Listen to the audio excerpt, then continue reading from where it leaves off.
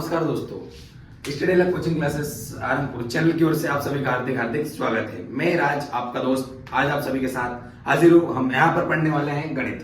क्या पढ़ने वाले हैं दोस्तों? गणित। तो गणित में आज का हमारा टॉपिक है अंक और संख्या। आज का हमारा टॉपिक क्या है? अंक और संख्या। मैं आप सभी को समझाऊंगा कि अंक और संख्या होते क्या है और इनमें अंतर क्या होता है। क्या वो समझते हैं? सबसे पहले तो अंक और संख्या क्या होता है देखिए, मैं यहाँ पे लिख देता हूं अंक और यहाँ पे लिख देता हूं संख्या। सबसे पहले एक बता देता हूं, ये एक प्रोसेस होती है। क्या होती है? एक प्रोसेस होती है जहां पर अंक से संख्या बनाई जाती है। कैसे?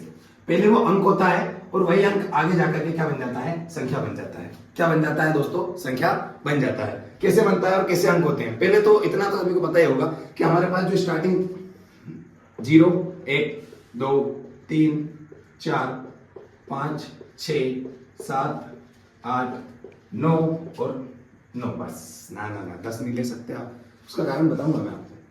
तो ये जो 0 से 9 तक के जो लोग होते हैं, अपनी भाषा में बोले तो लोग जो होते हैं, इनको कहते हैं अंक। क्या कहते हैं इनको?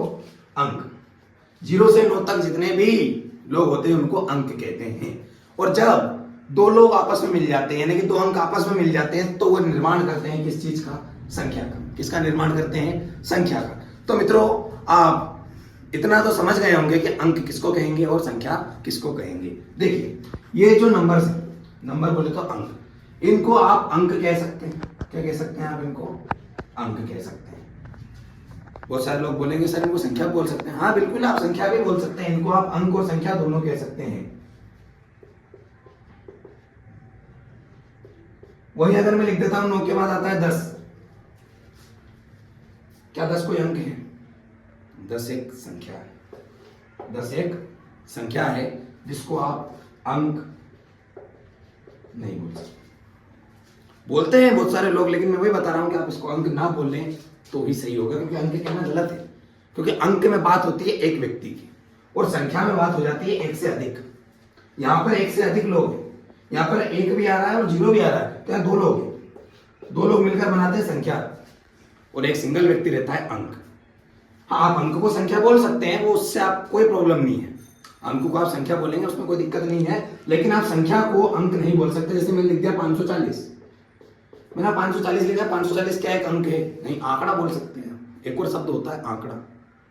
ये आंकड़ा है, संख्या है। संख्या का ही पर्यायवाची आंकड़ा होता है, लेकिन ये अंक नहीं, इसको आप अंक नहीं कह सकते। तो यही डिफरेंस होता है संख्या और अंक में, कि 1 से 9 तक तो होती है हमारे अंक और इन अंकों से मिलकर बनती है संख्या। तो दोनों की परिभाषा बता देता हूं। अंक स्वतंत्र होते हैं और संख्याएं अंकों से मिलकर बनी होती है। जिस तरीके से आपने हिंदी में पढ़ा होगा स्वर और व्यंजन, स्वर स्वतंत्र होते हैं और व्यंजन जो होते हैं वो स्वरों के मेल से बनते हैं, उसी प्रकार से हमारे गणित में अंक जो होते हैं वो स्वतंत्र होते हैं। अंक कैसे होते हैं मित्रों? स्वतंत्र होते हैं। और जो हमारी संख्या होती है वो अंकों से मिलकर बनी होती है। अंकों से मिलकर बनी